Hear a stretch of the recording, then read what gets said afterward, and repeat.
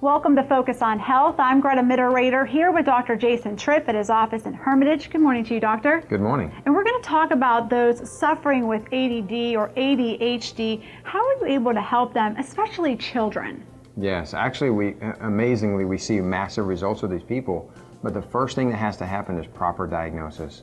We use a brain mapping technology that can map out exactly which areas of the brain are not working.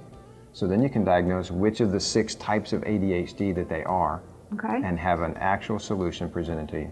And you also work with your chiropractic skills and your nutritional advice to kind of tie it all together. Explain to me how that works. Absolutely. We've actually found a disturbance in the nervous system in many people who have ADHD.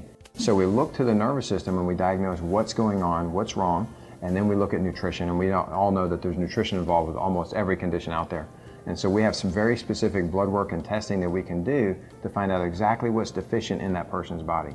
And about how young can you start a program like this?